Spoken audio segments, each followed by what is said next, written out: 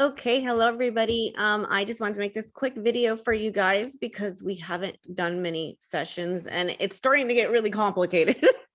um, it's because there's so many things happening. There's more retrogrades coming. I just wanted to make this video and also show you like a little recap of Mercury retrograde within the Venus retrograde cycle, which it's always does this. It happens every time there's a Venus retrograde cycle.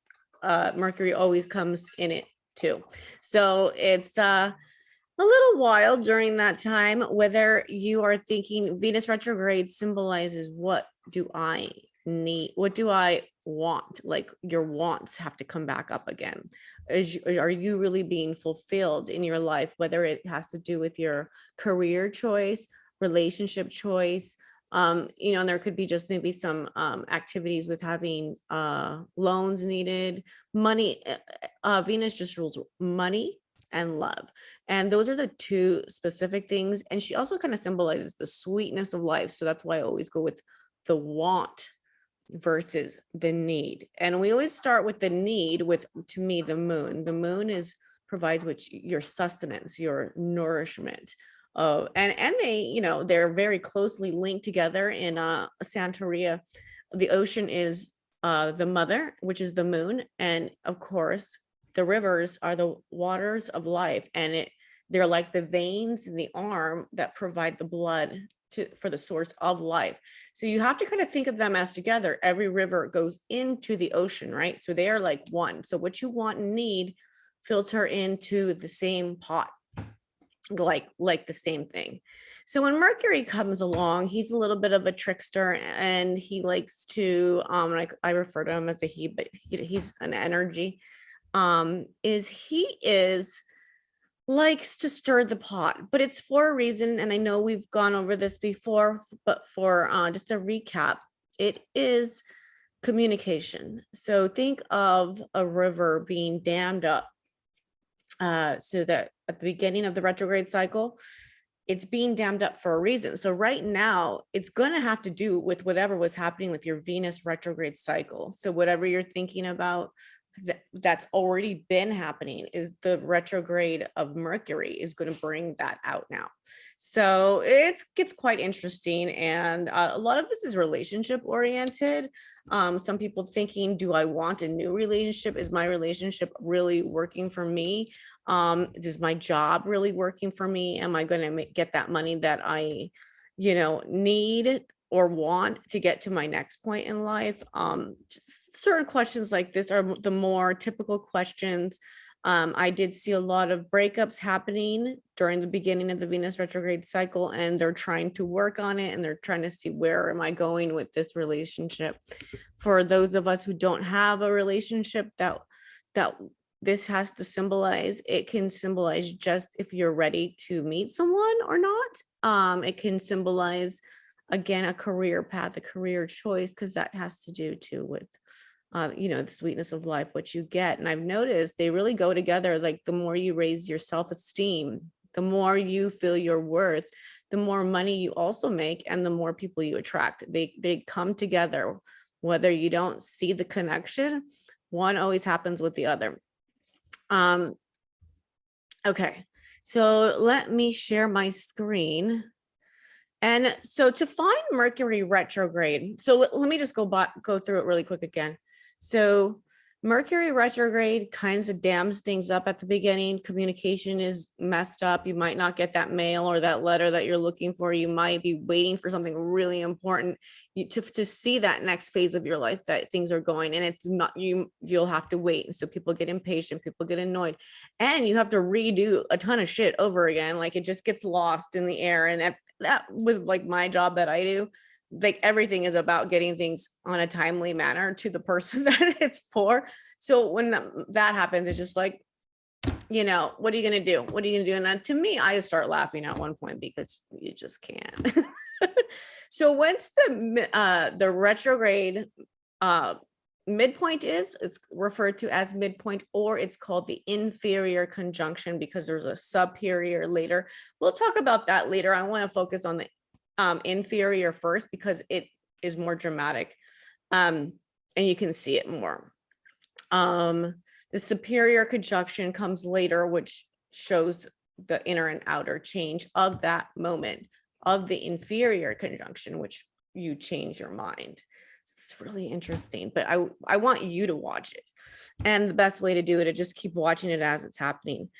So to find a Mercury retrograde midpoint and also where the shadow starts is you have to go to the end to find the beginning. So the ending, it ends in 24 Capricorn, and that took place on December 29th. So that's where the shadow started. And I'll show you how to do it with the astrology program too. But you also have to think about, hey, that's the same degree. Well, 1 degree off, 25 degrees Capricorn, that Venus and Pluto conjuncted while Venus went retrograde. So that number 25, 24, 25 Capricorn is interesting to just watch, because there's definitely a play on this exact degree for all 3 planets. Share. So now you should see my screen. I hope you can. Yeah, I think you can. Okay, so like I was saying, you have to go to the end to find the beginning. I already did that for you, but basically on December 29th, let's go down here, follow my cursor. You'll see that Mercury is at 25 Capricorn. And actually it goes down to 24. And then you'll see Venus retrograde at 24 Capricorn retrograde as well. And remember when I think it was, let's go back, when it made its conjunction right here on the 26th, and it was there for a while.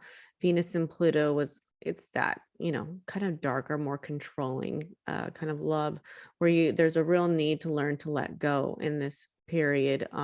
Lovers tend to be too controlling, or there's just some kind of letting go with love that you're going to experience. So that's there. So I just wanted you guys to see how these are all lining up in Capricorn. And I always go 3 degrees, one in both directions. So if it's hitting you, you know, even like Mercury here at 21, I would put it into to Venus and Pluto's conjunction as well, because it's so close and it's making such a big impact on life. Kind of have to just play with how you feel about things too. I don't like to teach things black and white.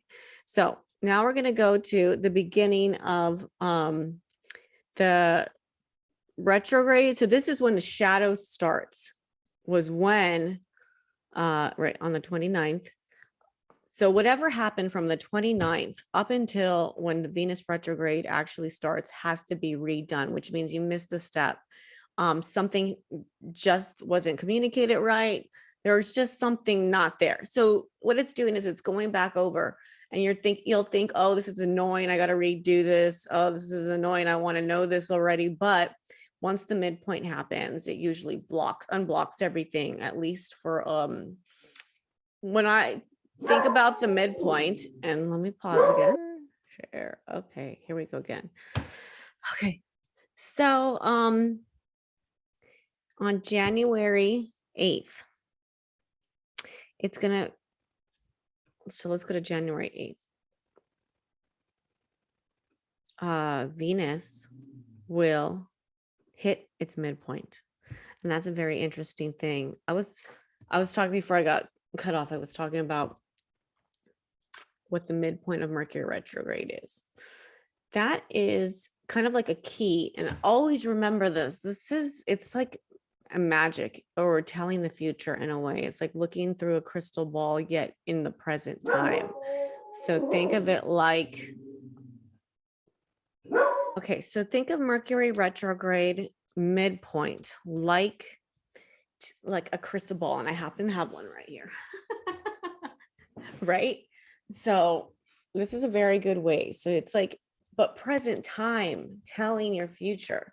So it's kind of interesting, because whatever happens on that day is a symbol of what your future is going to be. Whatever choice you make this day, or and sometimes it's not your choice. Sometimes it's a choice of the other person that you'll find out on that day And sometimes if there's a solar eclipse or a full moon, you might get to know a day or two early where that falls. I've noticed that.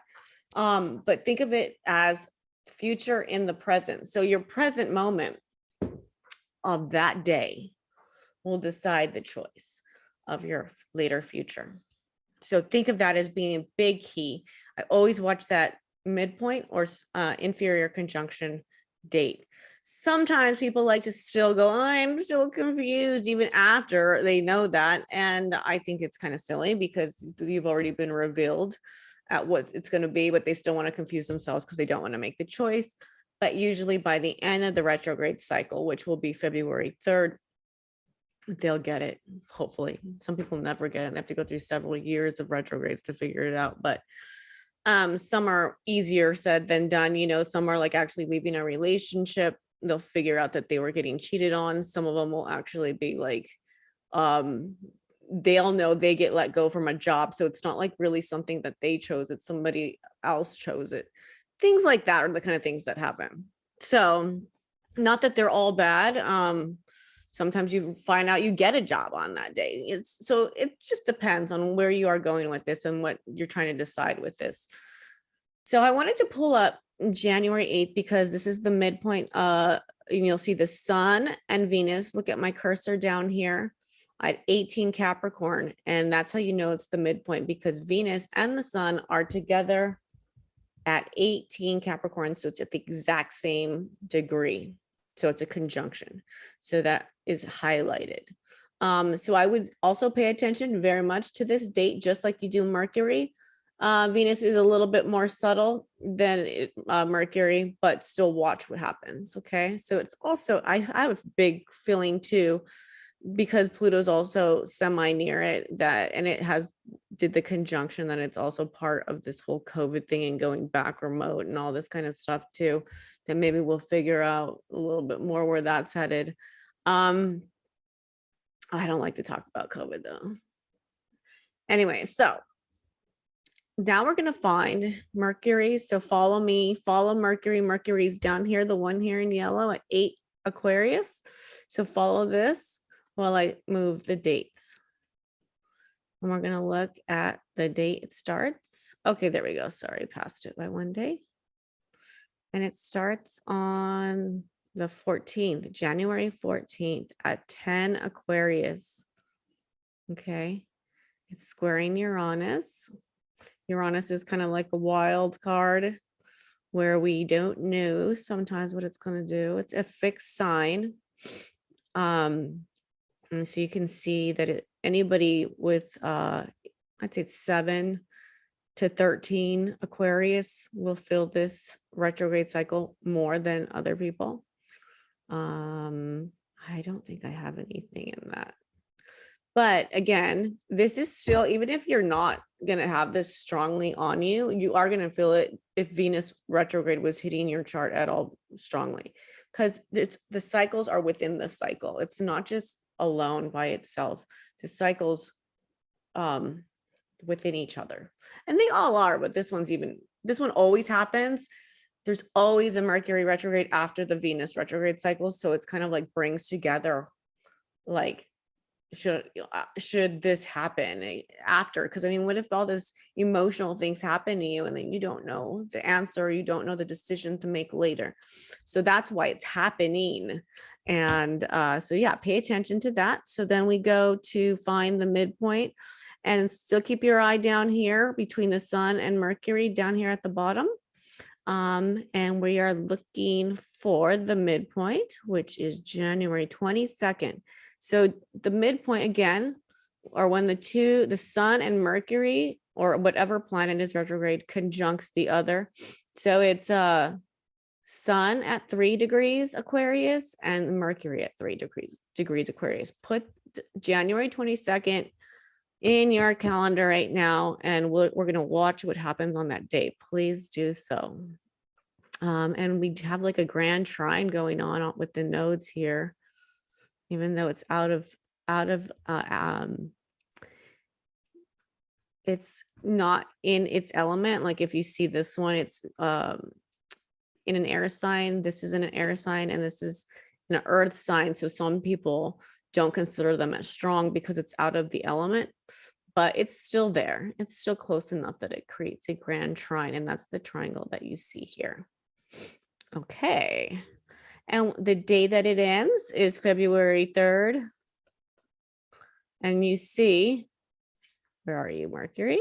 24 Capricorn.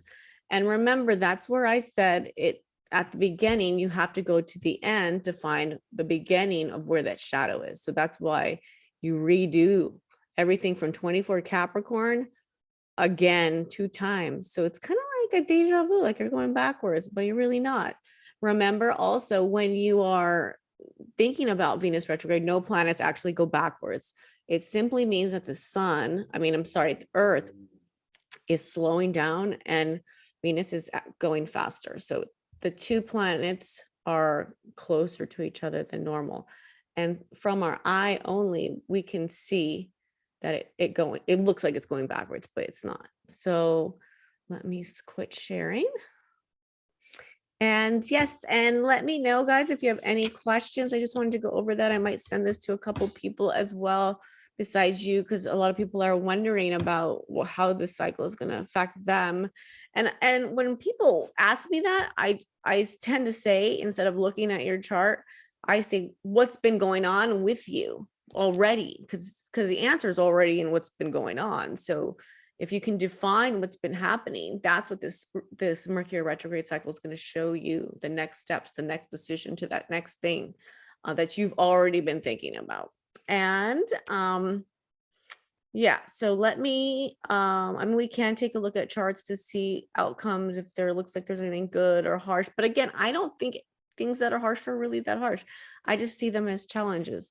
And actually, I like to see more challenge in a chart because it means there's more action going on and there's more lessons and there's more learning and there's just more of everything. When I see trines, I kind of like, they're kind of boring, but easy and, they're not making dramatic things that happen in your life.